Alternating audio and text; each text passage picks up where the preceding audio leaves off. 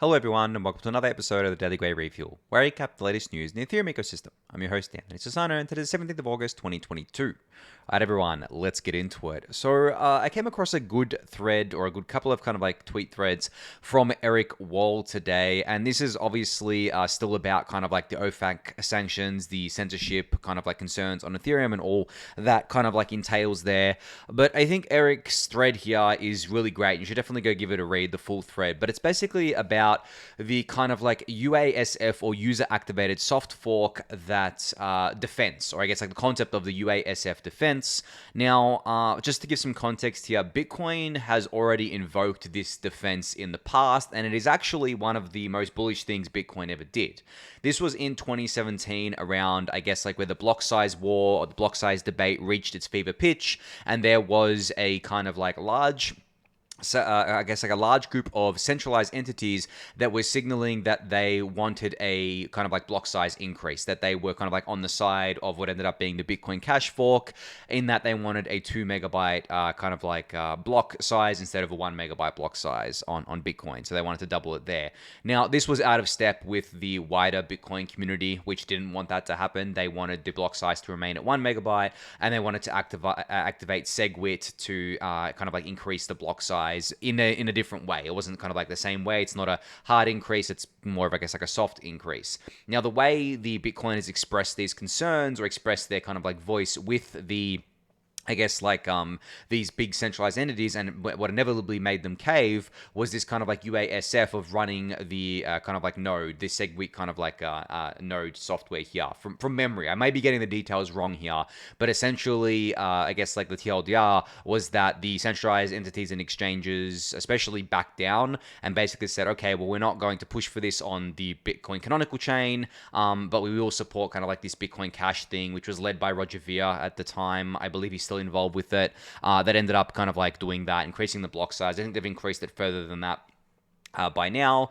and definitely kind of like I guess like that kind of like ended those wars in that debate, which was good for Bitcoin at the end of the day, because there wasn't that division within the community anymore, and the people who wanted bigger blocks went to Bitcoin Cash, and Bitcoin has proved that social consensus at the end of the day is what matters most in these networks, which is kind of funny because these days they try to bury that. They try to kind of like get around the fact that social consensus is what matters the most, but UASF was in reality a social consensus kind of like defense. And now with Ethereum kind of going through all that it's been going through with regards to these I guess censorship risks and the kind of, I guess, chatter about these big centralized staking entities such as Coinbase potentially having to censor transactions due to US government sanctions and things like that, there is another kind of like potential UASF defense here from the Ethereum community. But the cool thing about the kind of like Ethereum defense is that it's actually much stronger than the Bitcoin defense. Let me give you an example here. So if in Bitcoin, the majority of the hash power decided to start censoring transactions, all that the kind of, there's only two things that could happen in Bitcoin to prevent this, or I guess like to kind of like resist this. The Bitcoiners or the community could ask these miners to stop doing that, which is fine. Like, you're allowed to ask people or ask kind of like entities to stop doing something that you disagree with, and they can signal that this is kind of like not something that they want to be a part of, or not something that they believe is kind of like healthy for Bitcoin. And secondly, which is on the technology side, so that's the social side, but on the technology side, the only thing they can do is change the hashing algorithm to kick these miners out. That's all they can do. But if you change the hashing algorithm, you punish all miners, not just the offending ones, you punish all the honest ones, and then essentially it bricks all the existing ASICs, which means that the Bitcoin chain goes back to being validated on GPUs and CPUs and things like that, and then new ASICs would have to be created for this new kind of like hashing algorithm. So that is probably an untenable solution. So in reality, what would end up happening is that the Bitcoin chain would probably split off into maybe two or more kind of chains, where there'd be and kind of like the split off chain or the fork chain that was going to be censorship free becomes the minority chain, because the majority of the miners are on the kind of like censored one. So it really is just like a social layer defense there. But if the social layer defense fails, there's no technical kind of like way to enact that social defense. Whereas in Ethereum proof of stake, we can do the social slashing that I talked about yesterday, where essentially we can only we can slash only the offending validators. Yes, it will be messy. Yes, it's not as straightforward as I'm kind of like saying it, but it doesn't punish everyone. It only punishes the offending validators. Now, in a withdrawals enabled world, we could basically signal and we could give people time and basically say either this entity stops censoring on the network or we are going to slash them. If you are staking with this entity, now would be a good time to unstake and get out, because if they don't stop censoring, there is going to be a kind of social slashing event happening here. And that's why I've actually been kind of like, I've been happy to see people talking about and kind of like signaling that this would happen, but also at the same time, if it was to happen, I hope it didn't happen before withdrawals are enabled, because it would be punishing innocent users, right? And yes, I know that there are risks involved with staking, and the users should know these risks, especially if they're staking with a centralized entity. But at the same time, I don't even know if I'd consider Ethereum to be a full 100% proof of stake network until withdrawals are enabled, because like it's not a closed loop, right? It's just like a one-way thing, and kind of like forcing users to suffer from being kind of like socially slashed because of the entities that they've staked with decided to go against the community, and they've got no way to exit that, is kind of like a shitty thing. But if it had to happen, it would happen still, I believe, and that's why I call social slashing the nuclear option, because there's so much collateral damage, not just from kind of like the user's stake, but also the other things like DeFi ecosystem and stuff like that. But generally, that exists. So if we're talking worst case scenarios, and in my mind, worst case scenarios is kind of like permanent censorship on the base layer. And to get out of that, Bitcoin doesn't really have a tenable way to do that, whereas Ethereum does. And I think that's incredibly powerful. I guess Ethereum in the proof of stake world does. And I think that while there are trade-offs with proof of work and proof of stake, maybe the fact that you're kind of like, what's the word I'm looking for? Joining up the, validation of the network with kind of like staking, instead of kind of like having an extra protocol and outside of the protocol with mining.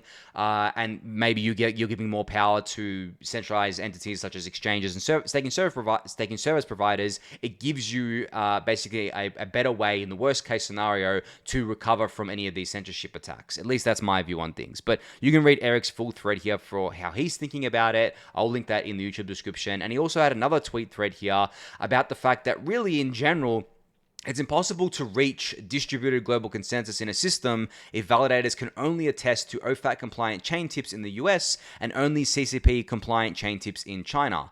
And then he says, wake up Neo, neutrality is the only option. One of these chains has a future, the other does not. And this is true because there's not just the US sanctions list. Every nation state has their own kind of like sanctions, right? So, like, would we expect the validators to sanction, like, based in different kind of like jurisdictions, to only adhere to one sanctions kind of list as opposed to another? No, that's kind of like unworkable, because you can't reach kind of like consensus by doing that.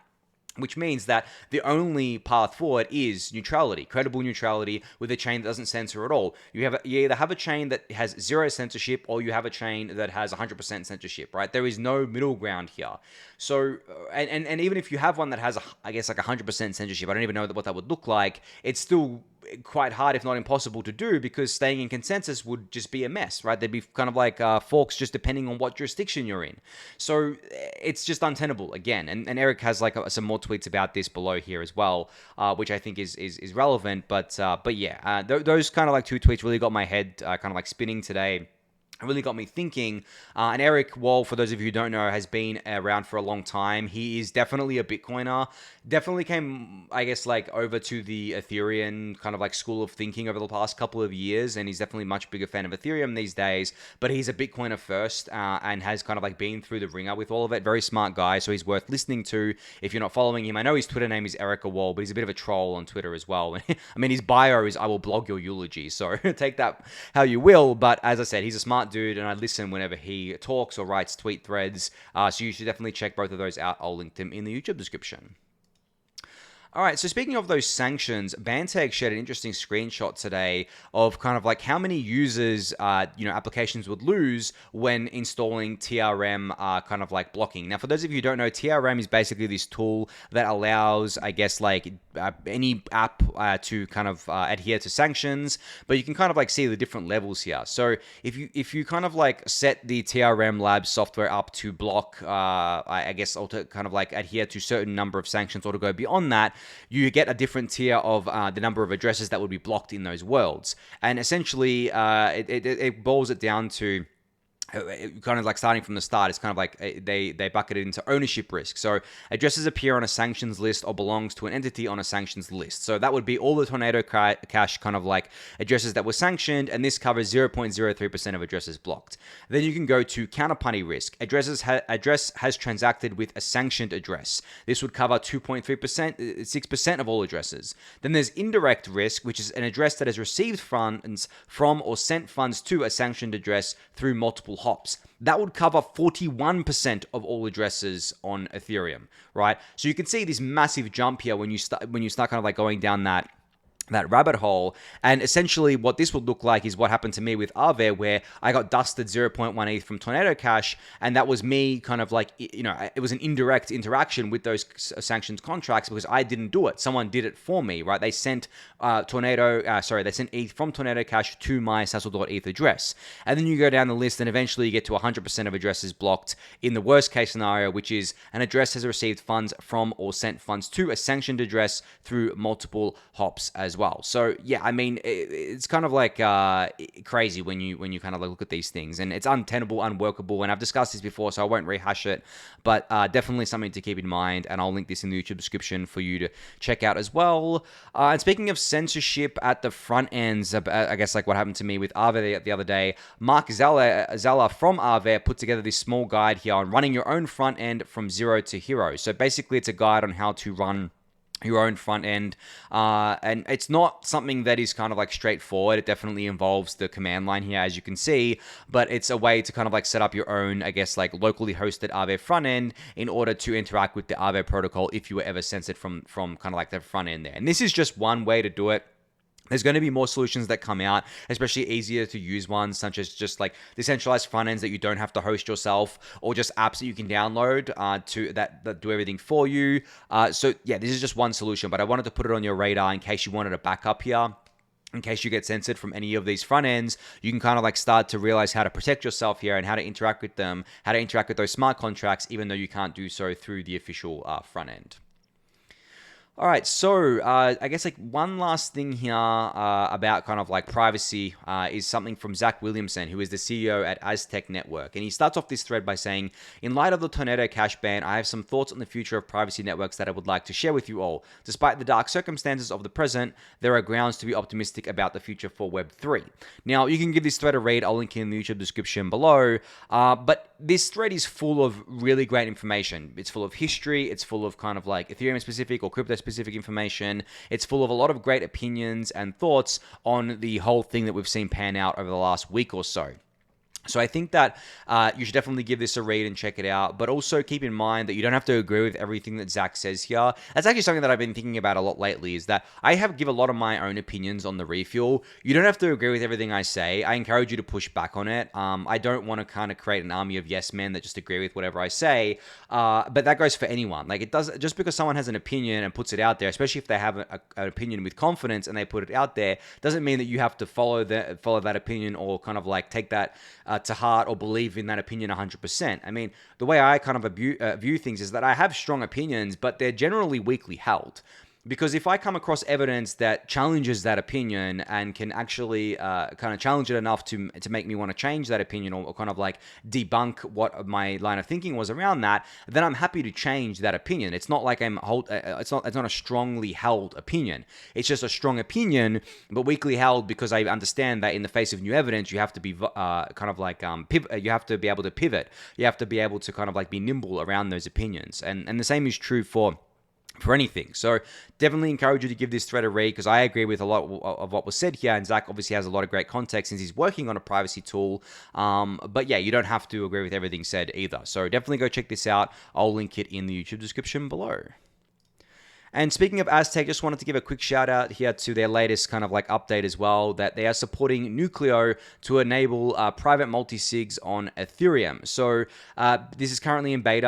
Nucleo enables privacy across transactions, DeFi, and fundraising, or providing auditability via shared viewing keys. So this is very timely, obviously, another product in the kind of like privacy, I guess, suite that we have, and this is one for multisigs. And they still went ahead and kind of like, I guess, like launched this thing into beta, even though the Tornado Cash got sanctioned. So this is kind of this kind of like is true cypherpunk here, where they're like, screw it, we believe privacy is a right. We're going to release this software at risk of being sanctioned or at risk of being arrested, and we're going to like provide these tools for people to use. So very, very cool to see this. Very cool to see Aztec supporting this, and I'm excited to see, I guess, people use this and kind of like to see this come out of beta eventually and become a staple within the Ethereum ecosystem. All right, so speaking of the social layer, Superfizz put out a great little tweet today, basically saying, what do you see with a screenshot of the consensus client diversity? Now, I spoke about client diversity a while ago when Superfizz was leading the charge on getting Prism down from its supermajority of over 66%. Well, Prism is now down to 34.7%, but not only that, the rest of the ecosystem has come up a lot. So Lighthouse is at 33%, Nimbus at 17.3%, Teku is at 14.9%, and Lodestar is kind of like lagging here, but still at 0.05%. But the top four here are basically pretty close now, which is amazing to see. And obviously it can be better. Like I said to you that the funny thing is, looking at this now, I actually remember saying that in an ideal world, we would have like 25, 25, 25, 25, right, across the four major clients. Obviously, there is Lodestar and some other clients out there, so maybe there would be kind of like a few percentage share between that. But then I also said that I don't expect that to happen because that's the ideal world, but I would expect something like a 30 to 35% for Prism and Lighthouse, and then a 15, 20% for Nimbus and Teku.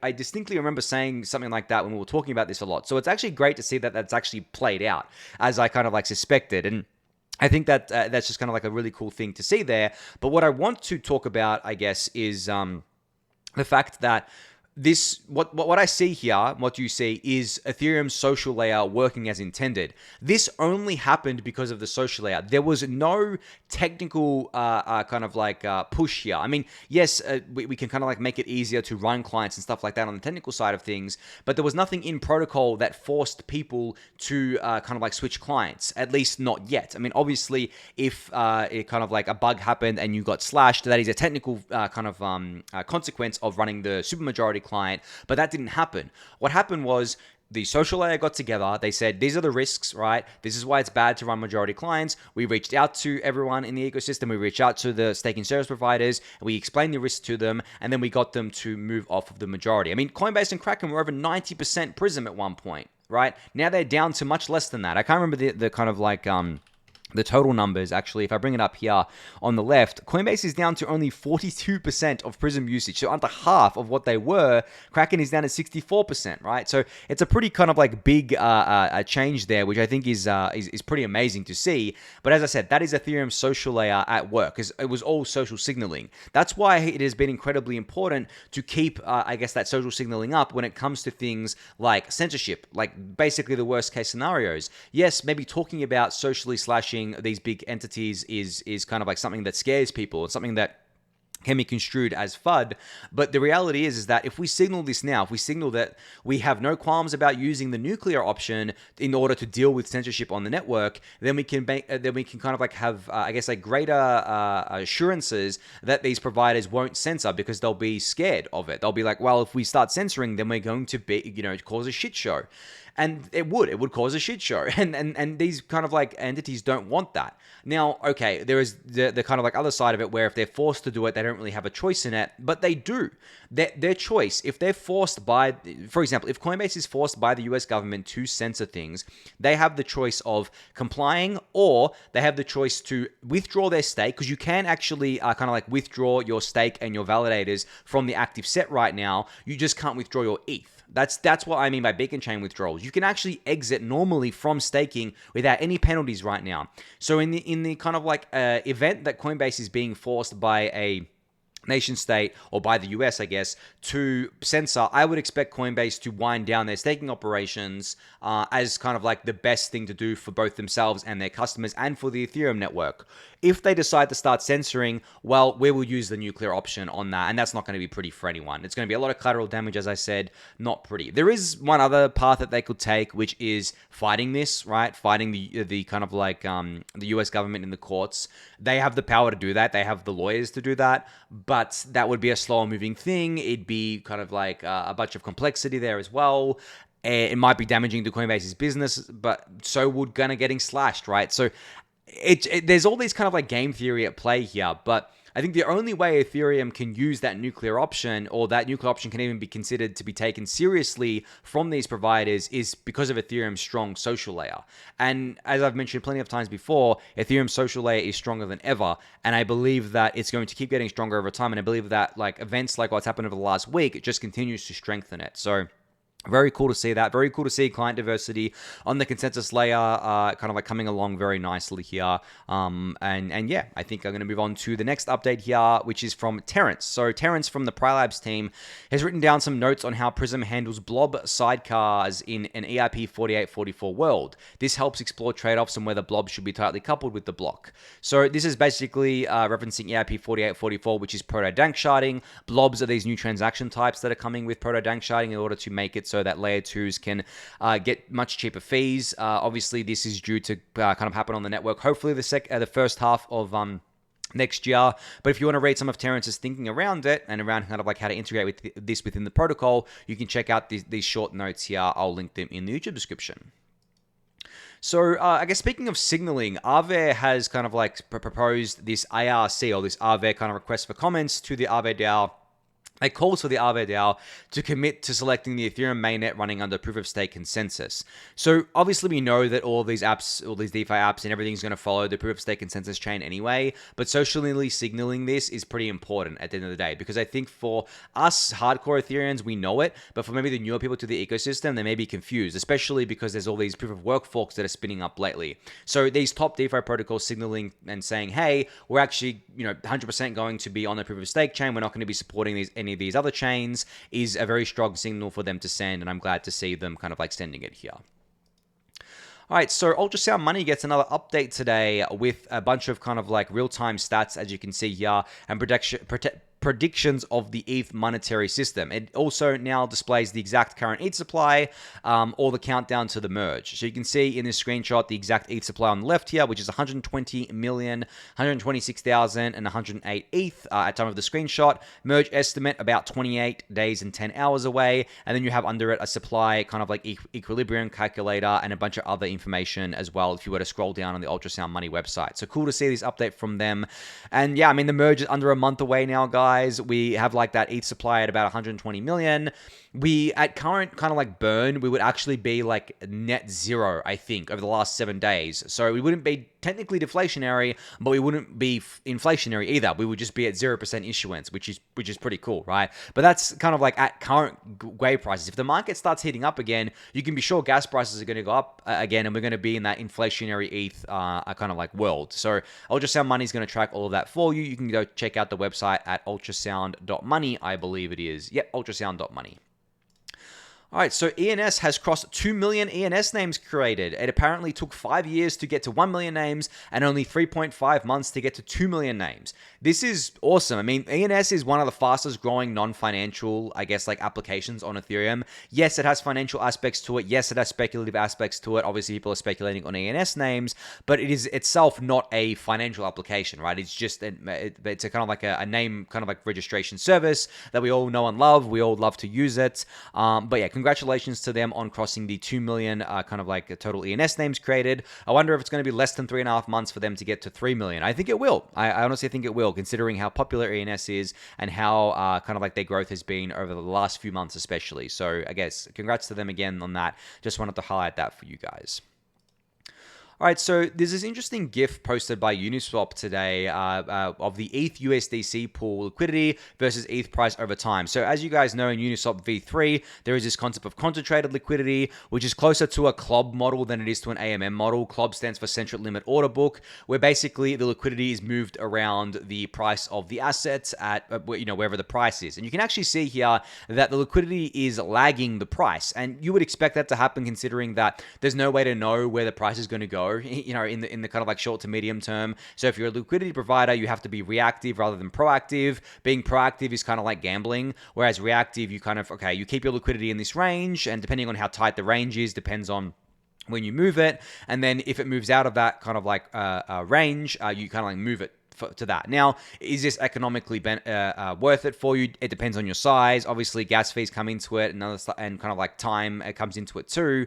But it's really cool to see this just in GIF format, where you can see that the liquidity actually follows the price here, rather than kind of like the price following the liquidity. I mean, as is expected, that wouldn't really make much sense the other way around. But depending on the sophistication of the market maker, they can actually, with some relative certainty, predict where the price is going to go and capture a bit more of those fees if they kind of like have that capability. The best market makers do that. I think that people know about Jump Capital, which is a centralized market maker that has been around for quite a while in the traditional system. They're in crypto now. They have a huge bankroll, and they seem to do this where they kind of like seem to be one of those very sophisticated market makers which try to, I guess, predict where the price is going to be and move their liquidity to that. I wonder if they're liquidity providers in Uniswap. I would be surprised if they're not, that's for sure, but I'm sure there's some on-chain data that would show that. But just wanted to highlight this GIF for all of you. I'll link it in the YouTube description for you to go check out.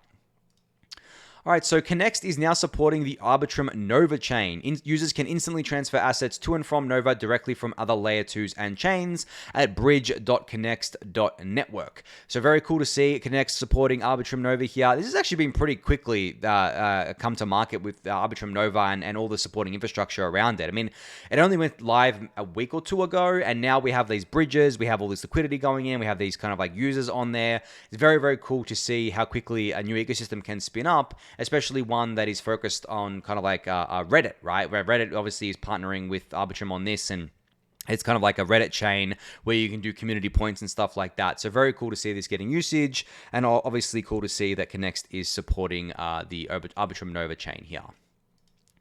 All right, finally, to end us out, I wanted to kind of like talk about this shit post that I made today on Twitter, where I said, the easiest way to make a scalable ETH-only backed decentralized stablecoin is to pump ETH's market cap to $100 trillion.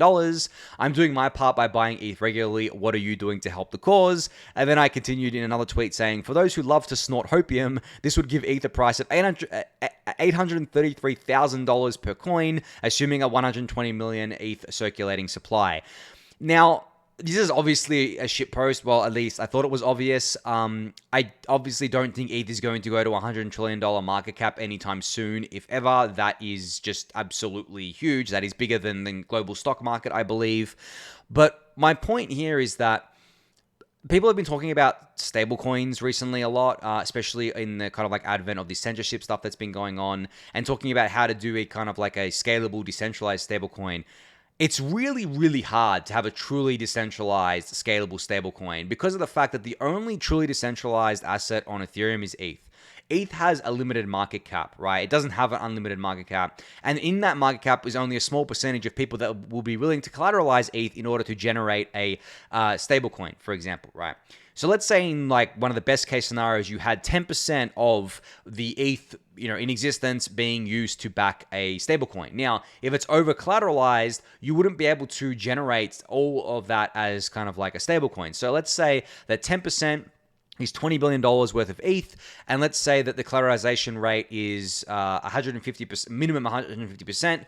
Most people will stick to a 200%, which means that you could only, if I'm doing my math correctly, out of that 20 billion, I think if I'm doing my math correctly, you'd only be able to generate $10 billion worth of a stablecoin. That's not much, guys, like at all, right? That's definitely nowhere near enough to service the world, and that's already using $20 billion worth of ETH's economic bandwidth. All right, let's get ETH to $1 trillion market cap. Then 10% becomes 100 billion, right? So you get 5x. Well, let's pump that up to $50 billion worth of stablecoin that's able to be minted there. that's, again, still nowhere near enough for a global kind of like user base. All right, let's get ETH to $100 trillion market cap. I mean, okay, I skipped 10 trillion there, but like it just for the sake of kind of like time here, let's go to $100 trillion, which means that we'd 100x what's kind of available here.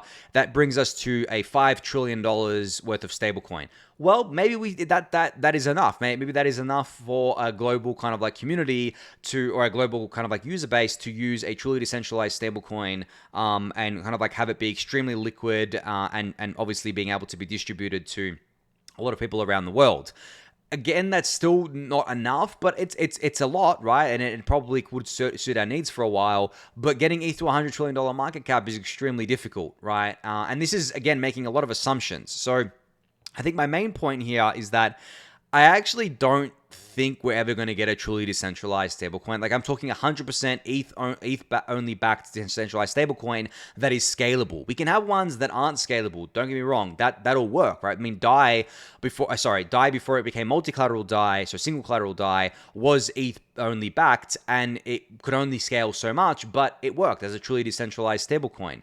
And there are other things like RAI, but again, they suffer from scalability issues. There's different mechanisms there, but I don't think we're going to get to a point where we ever have a truly decentralized stablecoin, simply because of the fact that it is an extremely hard thing to do, it's an extremely hard thing to scale, and I'm not really convinced that we need one. I think that if you want something truly decentralized, if you want a truly decentralized money, you can just use ETH and put up with the volatility. It'll hopefully become less volatile over time. Or you can use something that is mostly decentralized, right? Which is obviously better than like totally centralized sort of thing. But it's all trade-offs at the end of the day. But yeah, I guess I'm going to end that there because I'm out of time here. But hopefully that gets your brain spinning. I'd love to hear your opinions on it, definitely in the Discord channel. But I'm going to end it there for today. So thank everyone for listening and watching. Be sure to subscribe to the channel if you haven't yet. Give the video a thumbs up, subscribe to the newsletter, join the Discord channel, and I'll catch you all tomorrow. Thanks, everyone.